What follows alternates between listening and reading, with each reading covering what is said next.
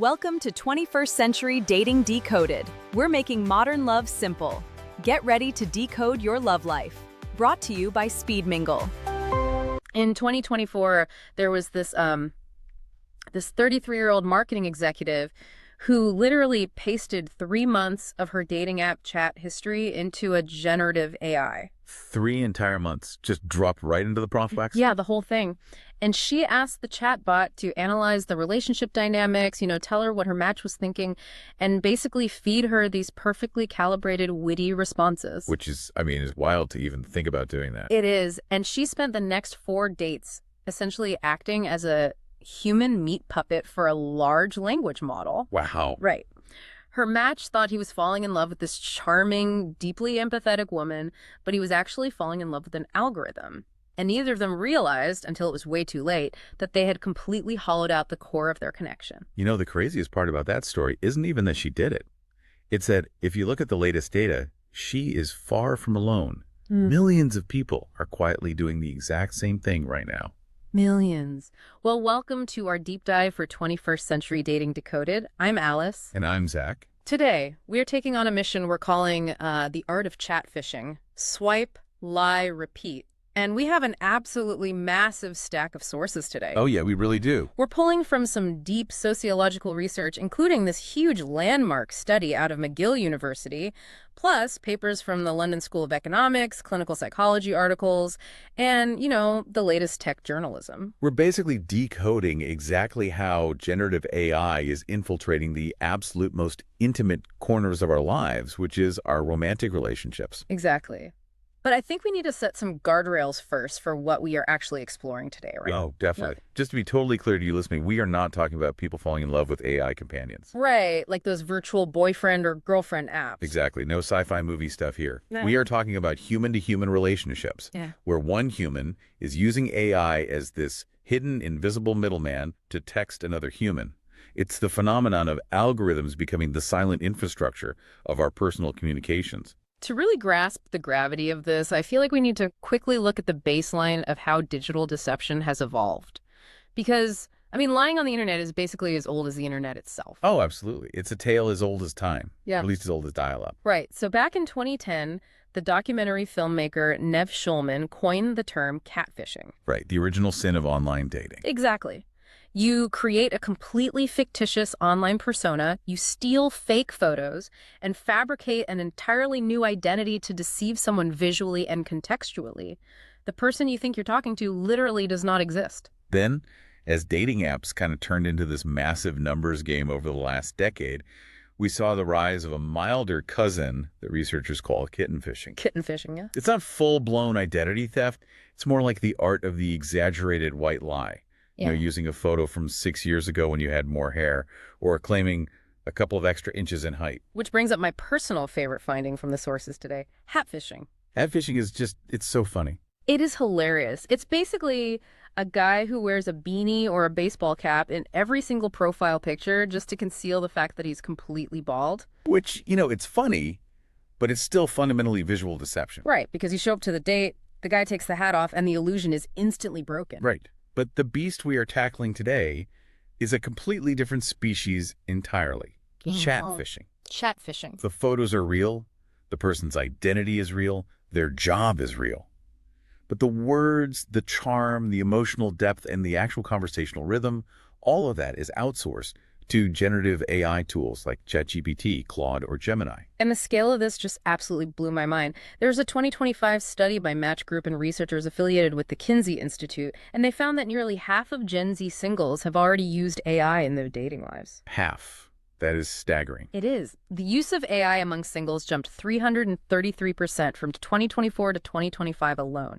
We're looking at a 5,000% spike in Google searches for the term chatfishing. So this isn't just some fringe tech bro behavior anymore. Not at all. It is a mainstream sociological phenomenon at this point. And the psychology behind it is so different from the old scams. Traditional catfishing is usually driven by malicious intent, financial scams, or just severe identity-level loneliness. But chatfishing, that's driven by a profound sense of inadequacy. Yeah, that really stood out in the research. The person texting you is real, but they're just terrified that their authentic conversational skills aren't good enough to win you over.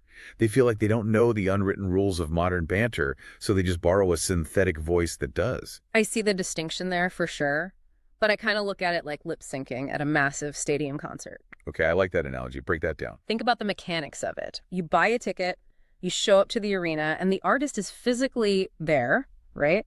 They're sweating on stage, they're doing the choreography, they are looking you right in the eye. But they are playing a pitch-corrected, pre-recorded track of a voice that has been digitally perfected in a studio. When you find out they're lip-syncing, you feel totally cheated. You paid for the raw, real-time vulnerability of a live vocal performance, and you got a flawless simulation instead. That's a great point. The dater in that scenario, the one using the AI, they would probably argue that they picked the song and they learned the choreography. Sure, they think they are providing the authentic intent. Exactly. But the listener, the person on the other end of the dating app, they are entirely denied the reality of the human struggle. They don't get to hear the voice crack. They don't get the messy hesitation. I just get the polished studio album version of a text, which I think is the perfect pivot into that research out of McGill University by the sociologists Skylar Wang and Isabella Lupi. Because if chatfishing is altering how we text, it's actively mutating the actual structure of human connection. Yeah, this part of the deep dive is fascinating. The McGill researchers framed this by going all the way back to 1908, looking at the work of a sociologist named Georg Simmel. Right, Simmel. Simmel's work is totally foundational here. Over a century ago, he studied what he called the dyad. And a dyad is simply a social relationship consisting of exactly two people. Just two people. Right. Simmel argued that the dyad is the most distinct, but also the most incredibly fragile of all human structures. It admits no third party. None at all. True intimacy relies entirely on this self-contained geometry. The magic of a romance, historically, comes from the absolute certainty that the emotional space you are sharing is a private world of two. It's that, you and me against the world feeling. The dyad is a completely closed loop. Whatever I say to you and whatever you say to me, it lives and dies right there in that space. But Wang and Lupi argue that generative AI has completely shattered the dyad. We have transitioned into an era of the covert triad. The covert triad. Operationally, the intimate relationship is no longer a relation between two people. It is a relation among three: human, AI, and human. And the researchers put 3 very specific qualifiers on this new AI triad that make it so uniquely destructive, I think. Let's go through them. The first is that it is covert. The receiving partner has absolutely no idea the AI is in the room. Which is key. Right. Like, if a couple goes to a human marriage counselor, that is also a triad, but it is visible. Everyone explicitly agrees that a third party is mediating the connection. But with chatfishing, the third party is basically a ghost. And the second qualifier is that the triad is asymmetric. Only one person is experiencing the three-way dynamic. Yeah, the deployer. Right. The deploying partner, the one actively feeding prompts into ChatGPT, they know they're collaborating with a machine. But the receiving partner is operating under the complete delusion that they are still inside Simmel's sacred dyad. They are pouring their heart out to what they believe is a one-on-one connection. And then the third qualifier is one that really, really messes with my head. The third party is machinic. Yeah. It has no emotional stake. It has zero moral agency. It is literally just a predictive text algorithm guessing the next most likely word in a sequence based on a data set of billions of internet arguments and therapeutic blogs. And yet, the sources note that users treat the AI as a quasi-social actor. Yeah, this taps into a really fascinating area of psychological research known as the KSA paradigm. Which stands for computers are social actors. Exactly. Our brains are basically evolutionarily hardwired to respond to language and conversational turn-taking as if there is a real consciousness on the other side. Even when we know there isn't. Even when we know. When a machine uses personal pronouns, asks questions, and adapts to our tone, we unconsciously apply human social scripts to it. Users aren't treating ChatGPT like a fancy Google search. They're treating it like a confidant, a therapist, and a completely non-judgmental best friend. Oh, for sure. They literally paste a text from a girlfriend and ask the machine, does she sound mad at me? How can I de-escalate this without sounding defensive? Okay, wait. I am going to push back pretty hard on this panic around this specific point. Let's hear it. People have been doing this for literally as long as text messaging has existed. I mean, if I get a weird text from a guy I'm dating, I take a screenshot, I drop it into the group chat with my best friends, and I asked, Code Red, what is he saying here? Draft a reply for me. We all do that. Exactly. We crowdsource our flirting all the time. And I'd argue that asking an AI is actually better than asking a best friend in some ways because the AI doesn't judge you. A friend might get annoyed if you ask them for relationship advice at 2 in the morning, but an AI is infinitely patient. If the ultimate goal is just to communicate effectively and de-escalate a fight, why does it really matter if the sounding board has a pulse? That is a very fair question, Hmm. but the research argues the difference lies entirely in the moral grounding of the interaction. How so? When you send that screenshot to a best friend, you are consulting a mutually acknowledged human being who has deep ethical stakes in your life.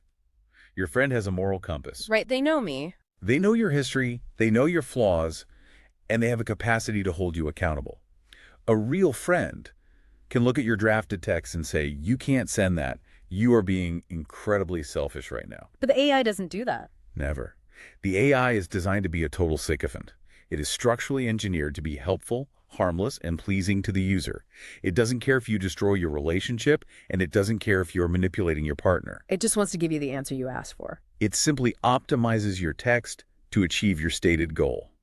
You are removing the entire friction of human morality from the equation. It fundamentally desocializes the interaction because the friend you are consulting is basically a void echoing what you want to hear, just disguised in the language of perfect therapy speak. Oh, wow. You just hit on the exact mechanism that the McGill study exposes. This entire process is outsourcing what sociologists call articulation. Articulation labor, yes. Yeah, our sources delve deeply into the concept of emotional labor, which is a term originally coined by the sociologist Arlie Hochschild back in 1983.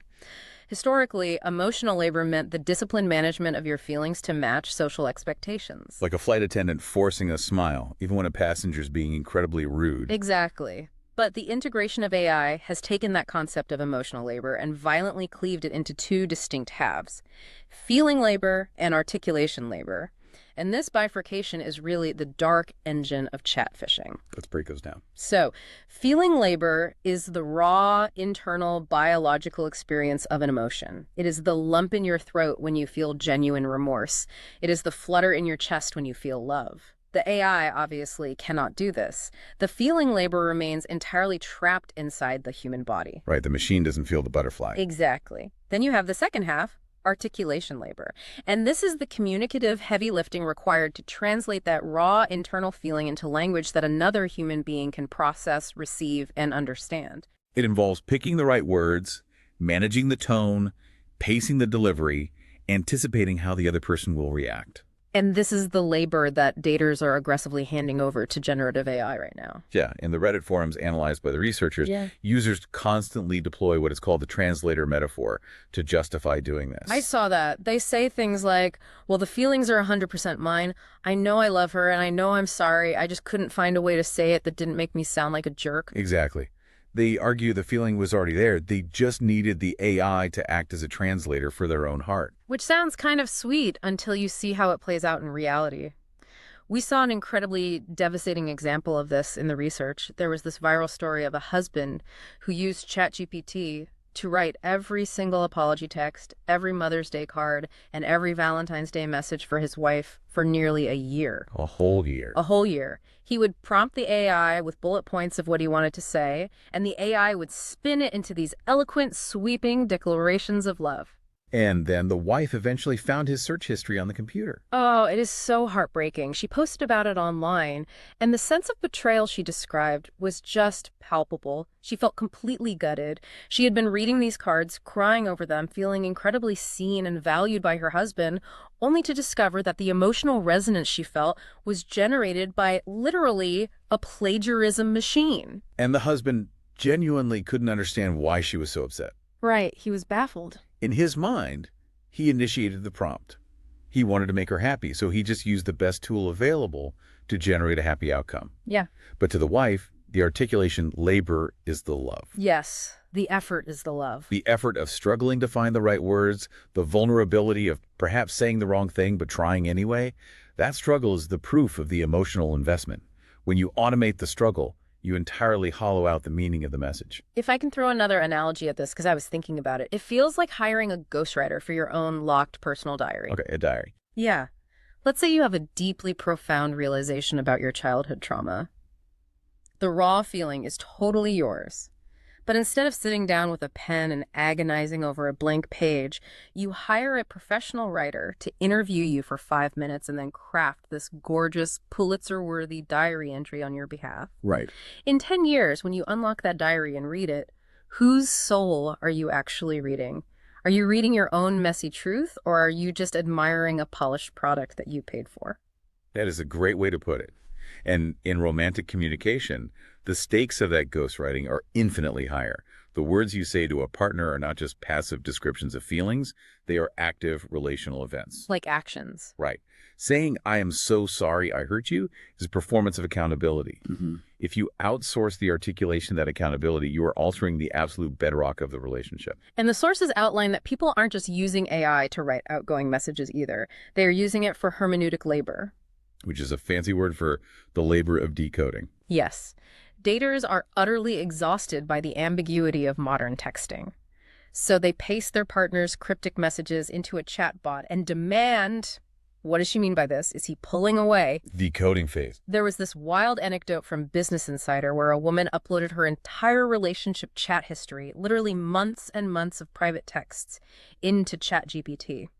She asked the AI to analyze their power dynamics. The AI processed the entire intimacy of their relationship and coolly informed the woman that her boyfriend was a better, more secure communicator than she was. Ouch. Right. The sheer dystopian nature of inviting a machine to be the objective referee of a romance is staggering. It completely circumvents the human necessity of just asking your partner, "Hey, what did you mean by that text?" They also use it for what the researchers call the rehearsal function. The rehearsal function, right? Yeah. Users basically treat the AI as an emotional sandbox. If they know they need to have a difficult conversation with their partner, they will role-play the fight with ChatGPT first. They tweak the prompts to manage the effective valence, which is like the emotional temperature of the argument. They ask the AI to make this sound less aggressive or make this sound more empathetic. By doing that, they are turning communication into a procedural, pre-tested task rather than a spontaneous human exchange. They are preemptively sanitizing their own emotional reality before their partner ever gets a chance to encounter it. So we have this massive reliance on AI to decode, rehearse, and articulate our deepest feelings. But there is a glaring physical problem with chatfishing. A real world. The real world. Eventually, the digital tether has to snap.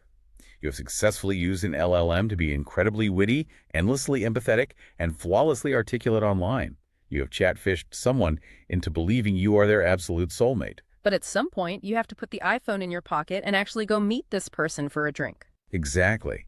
And the moment the digital avatar is forced to materialize in the physical world, we encounter what the researchers call the Cyrano effect. Named after the famous play Cyrano de Bergerac, where the poetic but physically insecure Cyrano hides in the bushes and feeds brilliant romantic lines to the handsome, articulate but dull Christian who is standing under Roxanne's balcony. Right. The Cyrano effect occurs when an AI becomes the primary author of a person's romantic charm, leading to a massive, irreconcilable disparity between their optimized online persona and their actual unscripted offline self. The transition from the text box to the barstool is defined as the persona-to-person leap. The persona-to-person leap, and the anxiety surrounding this leap is just immense. The sources describe chatfishers feeling like they are cramming for a final exam in the Uber on the way to a first date. Just frantically scrolling. Frantically rereading their own AI-generated chat logs, desperately trying to memorize the vocabulary, the tone, and the fake personality they've constructed so they don't accidentally contradict themselves after a couple of beers. We actually have several vivid case studies from a Guardian article that illustrate this collision between the digital fantasy and the physical reality. Look at Rachel's story. Right, Rachel. Rachel is 36, and she matches with a guy on Hinge. Right from the first message, this guy is operating on a totally different level. He is asking brilliant, open-ended questions about her childhood, diving deep into attachment theory, and creating this incredibly safe, emotionally resonant space over text. Rachel feels like she has finally found an emotionally intelligent needle in the dating app haystack. So she gets to the pub for the persona-to-person leap, and the man sitting across the table from her is completely unrecognizable from the man in her phone. Rachel described him in the article as being oddly flat. Oddly flat. He was physically awkward, he stumbled through painful small talk about the weather, and he seemed to possess zero memory of the deep emotional groundwork they had supposedly laid over text the night before. She said it was like knocking on a door where she knew someone lived, but no one was home. The AI had set a conversational bar so high that the actual human being couldn't even reach the bottom rung. And then you have Jamil's story, which highlights how casual the outsourcing has become. Jamil is a 25-year-old IT worker. He's swamped with a project at work, but matches with a woman he is highly attracted to. Yeah. In her opening message, she mentions that she has an avoidant attachment style. And Jamil has absolutely no idea what that means. None. But instead of asking her, or just Googling it to understand, he plugs her message into ChatGPT. The bot explains the psychological concept and then cheerfully offers to craft a flirty, customized reply. It generates a line for Jamil saying, "I think my attachment style is clingy, but with snacks, so maybe we'll balance each other out." I have to admit, that is an incredibly endearing line. If a guy sent me that, I would absolutely laugh and agree to a date. It is a perfectly engineered line. It demonstrates self-deprecation, humor, and an understanding of the psychological premise. The woman sends back crying, laughing emojis, and they immediately set up a date. Jamil told the interviewer he felt like he had just unlocked a superpower.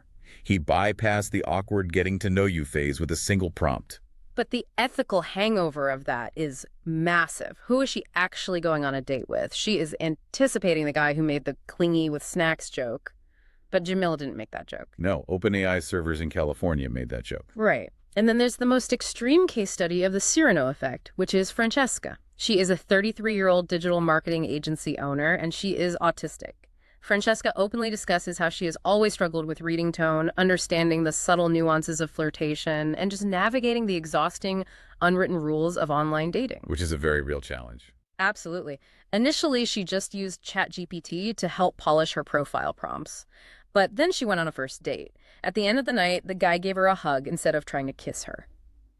Francesca was completely bewildered. She didn't know if he was rejecting her or just being polite. So she took screenshots of their entire text history, uploaded them to ChatGPT, and explicitly asked the machine to read the room for her. The AI clinically analyzed the metadata of their conversation. It looked at response times, emoji usage, and conversational depth, and concluded that the man was highly interested, but was likely trying to be respectful of her boundaries. It then suggested a light, open-ended text Francesca could send the next morning to signal her ongoing interest. She sent it. It worked perfectly. They booked a second date. That seems like a massive win for accessibility, honestly. Yeah. It leveled the playing field for someone who struggles with neurodivergent communication barriers. It totally does, but the story doesn't end there. It became a psychological crutch.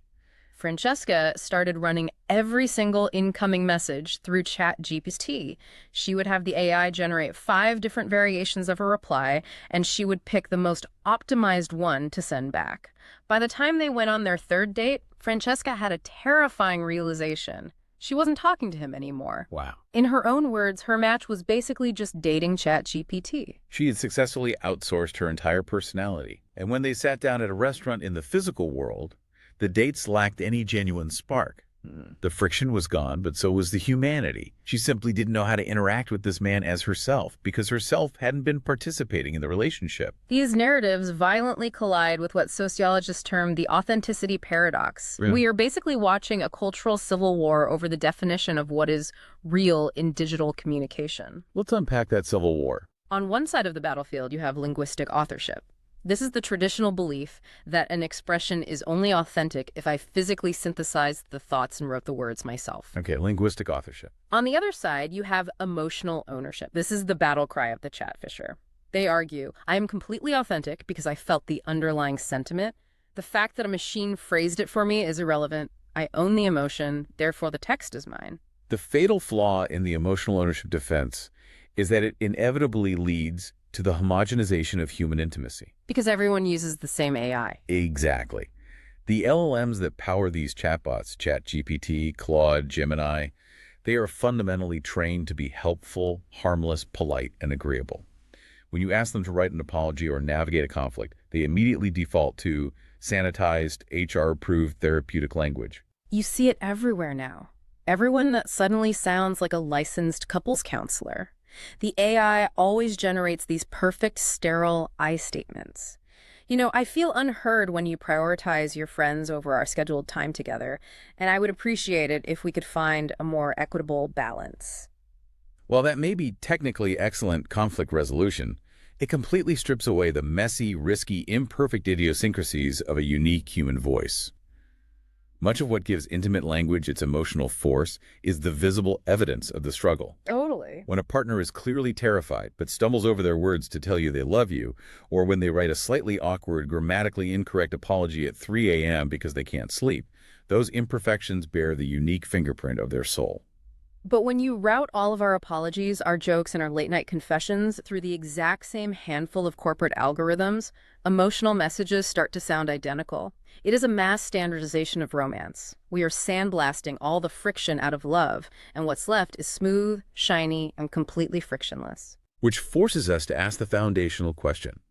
If chatfishing leads to disappointing real-world encounters, if it creates agonizing anxiety through the persona-to-person leap, and if it homogenizes how we speak, why is it exploding in popularity? Why are millions of people doing it? The answer is platform complicity. The environment itself, the architecture of the modern dating app, it actively demands it. Yeah, the sources detail the crushing reality of dating app fatigue. Anyone who has been on a swiping app in the last 5 years knows this feeling in their bones.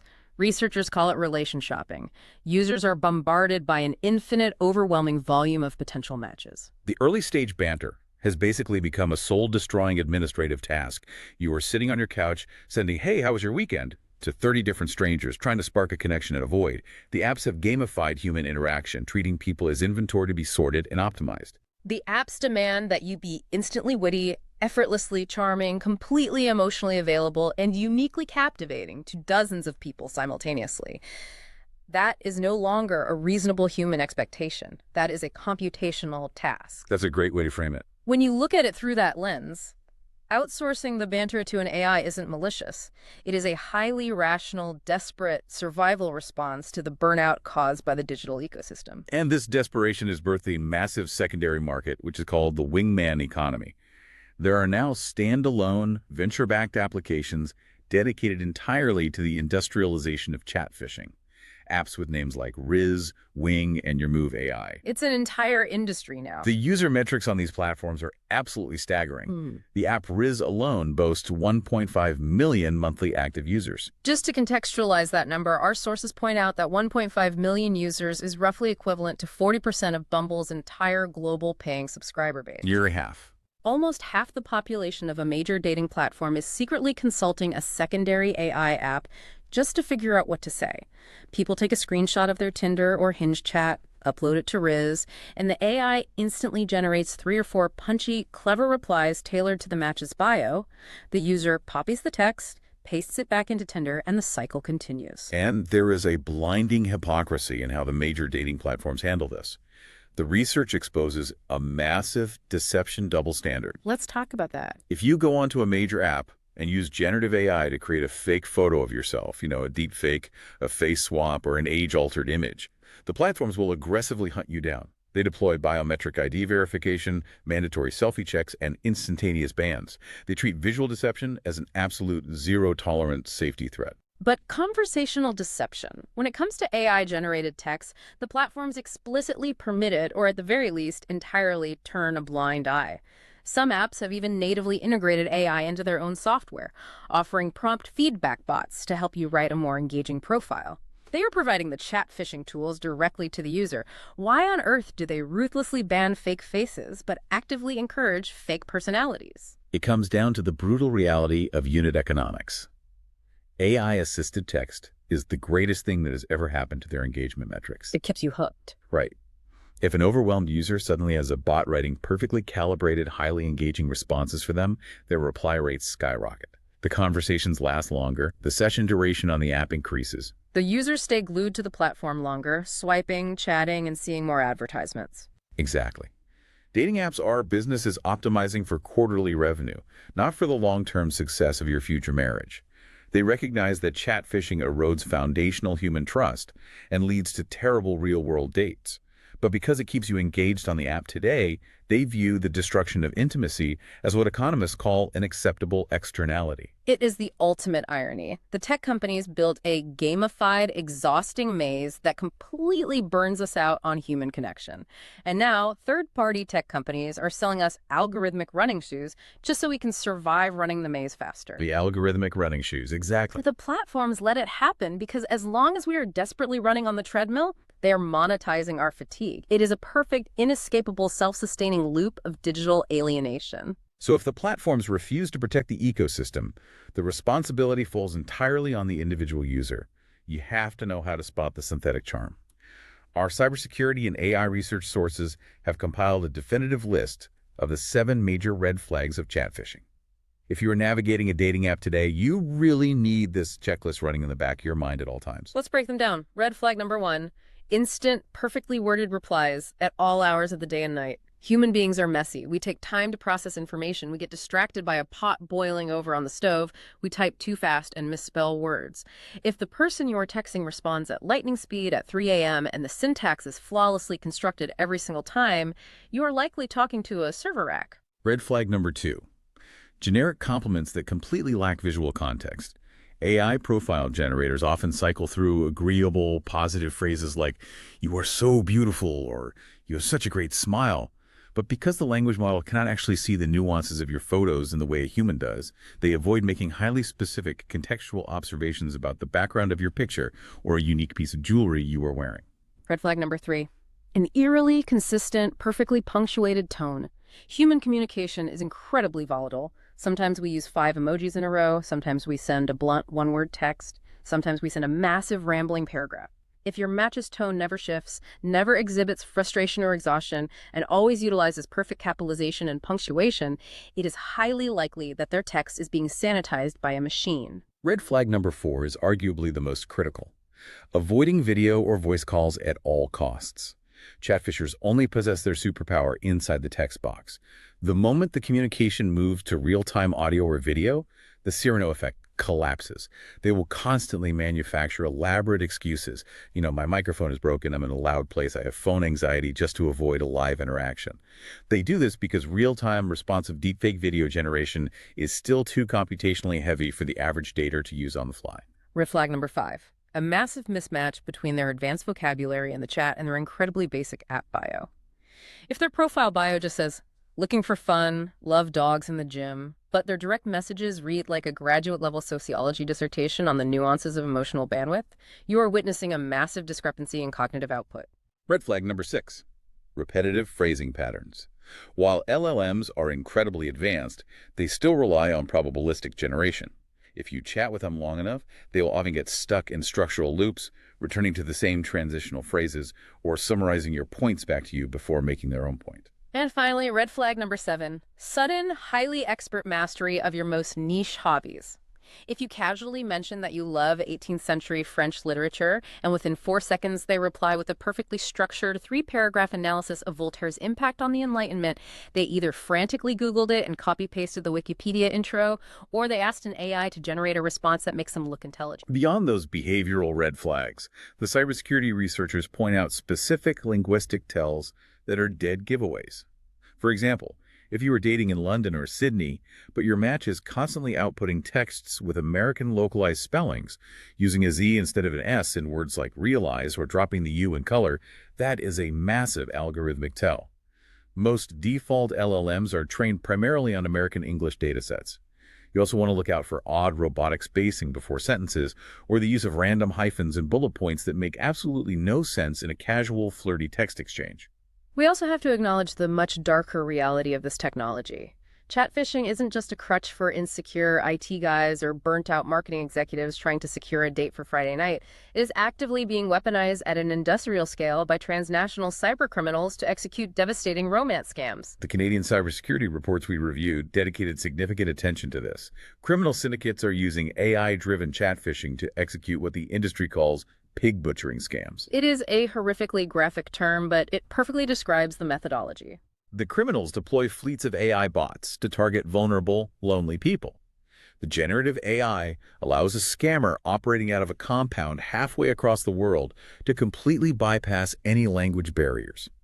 The AI acts as the ultimate Cyrano, helping the scammer build deep, believable, incredibly patient emotional trust over a period of weeks or even months.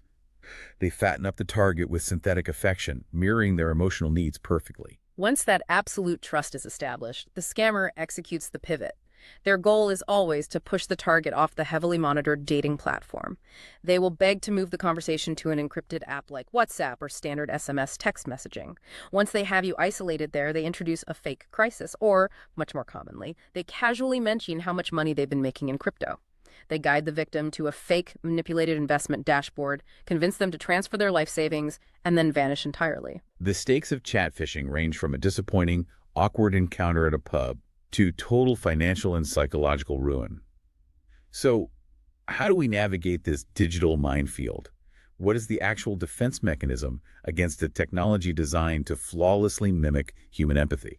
Dr. Bruce Wiley, a medical doctor and executive health expert, wrote an incredibly insightful piece on this exact dilemma in Psychology Today.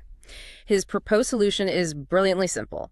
The only true cure for chatfishing is a hard boundary. You must refuse to linger in the only messaging phase. You have to force the interaction out of the text box. Tech tools, smartphones, dating apps, even AI are meant to facilitate human interactions, not replace them entirely. Dr. Lee argues that you must establish a personal rule to move from text to a voice call, a FaceTime, or an in-person coffee date as immediately as possible. The longer you allow yourself to stay suspended in the text phase, the higher the mathematical probability becomes that you are falling in love with a predictive algorithm. You have to demand verification that you are communicating with a breathing human being. Looking at the absolute totality of what we've uncovered today, the covert triads, the bifurcation of emotional labor, the Cyrano effect, and the platform complicity that encourages all of it, where does this ultimately lead us? What is the grand takeaway from this research? I want to leave you with a deeply chilling, forward-looking thought articulated by the sociological researchers at McGill. Right now, in this current moment, discovering that a romantic partner used ChatGPT to write you a heartfelt text feels like a massive betrayal. It is a scandal. It causes fights and breakups. But the researchers warn that the technology is normalizing so rapidly that we are approaching a cultural baseline expectation. Within a few years, we will simply assume that every single romantic message, apology, or flirty text we receive has been routed through, polished by, or entirely generated by a large language model. That completely redefines the nature of intimacy. It does. Once we hit that baseline, the triad is no longer covert. The asymmetry disappears because everyone knows the AI is mediating the relationship, and on that day, the anxiety won't be about whether the words you received were written by a human. The truly terrifying question we will have to ask ourselves is whether we have entirely lost the cognitive and emotional ability to fall in love without a machine speaking for us. That is a staggering thought to end on. Are we willingly surrendering our own voice, our own messy, beautiful human friction, simply in the name of algorithmic optimization? It genuinely makes you want to throw your phone in the ocean and rethink every single text you've sent or received today. It forces a reckoning with what we actually value in human connection. If you are listening to this and feeling overwhelmed, if you want a foolproof way to ensure you are never chatfished, and if you want to bypass the engagement algorithms, the synthetic banter, and the covert triads entirely, there is a better way. And it ties perfectly into the core mission of what we talk about here on 21st Century Dating Decoded. You have to get face-to-face with real people. Face-to-face. It's the only way. That is exactly where Speed Mingle's concepts comes in. The absolute best way to avoid a chatfisher is to sit across a table from them, look them in the eye, and experience their authentic, unfiltered human presence in the real world. So we highly encourage you to cut through the digital noise and attend a Speed Mingle event in your area. It puts genuine, spontaneous human connection back front and center. And if a Speed Mingle event is not currently operating in your area, take the initiative. Contact Speed Mingle today to become a host or to offer up your space as an event venue. Bring real, unscripted, algorithm-free dating back to your community. Get offline. Get offline. Be sure to subscribe and keep listening to 21st Century Dating Decoded as we continue to untangle the wild, unpredictable world of modern romance. Until next time, stay safe out there, trust your instincts, and maybe try giving someone a phone call instead of a text. Thanks for watching and listening to the Speed Mingle Network.